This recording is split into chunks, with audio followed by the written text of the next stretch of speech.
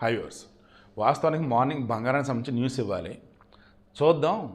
1,05,000 రూపాయలు ఉంది కదా, 10 గ్రాములు దాటితే 10 గ్రాములు బంగారం 1,05,000 దాటితే ఇది కిందకి వచ్చేటట్టుండేది కదా. ఈసారి కనుక 1,06,000 దాటితే అప్పుడు చూద్దామని ఆగా. దాటేసింది.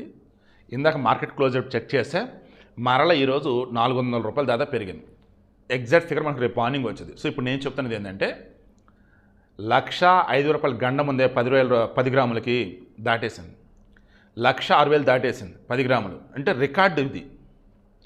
సో మనం అనుకున్నట్టుగానే గండం దాటేసింది.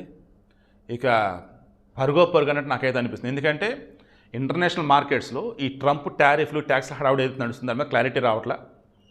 అండ్ కొన్ని చోట్ల మార్కెట్లో వచ్చి స్టేబుల్గా కొన్ని చోట్ల వచ్చేసి అప్ అండ్ డౌన్స్ ఉంటూ ఉన్నాయి. దీంతో ప్రశాంతంగా బంగారం మీద ఇన్వెస్ట్ పెడతారు అని చెప్పేసి ఇన్వెస్ట్ చేస్తున్నారు. దాంతో బంగారం టప్ప పెరుగుతున్నాయి.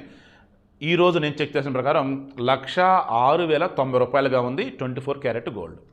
22 క్యారెట్ గోల్డ్ వచ్చేసి 97,850 రూపాయల 98,750 రూపాయలు దాదాపు అది ఉంది. అంటే ఇప్పుడు నేను రఫ్గా ఎందుకు చెప్తానంటే ఇది రేపు మార్నింగ్ యాక్యురేట్ ఫిగర్ చెప్తాను. ఇప్పుడు ఎందుకు చెప్తానంటే ఈ 1,05,000 రూపాయల గండం అనేది ఉందే దాటేసింది.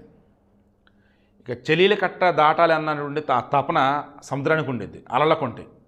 అలా ఈ బంగారం వచ్చి 1,05,000 దాటాలనుకుంటాను, దాటేసింది.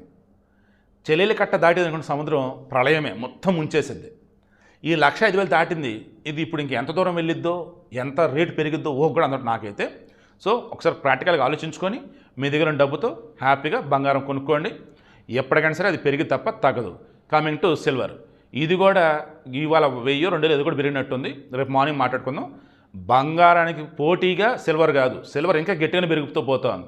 బట్ మన దగ్గర వెండిని దాచుకునే వాళ్ళు అందరికీ తక్కువ ఉంటారు. నిజం నాకు ఆ విషయంలో క్లారిటీ కూడా లేదు. వెండికి సంబంధించి కూడా మీరు ఏమైనా గట్టి పెట్టుకోండి. బట్ వెన్ కంపేర్ టు బంగారం నేనైతే ఫస్ట్ ప్రిఫరెన్స్ బంగారానికి ఇవ్వమని చెప్తాను.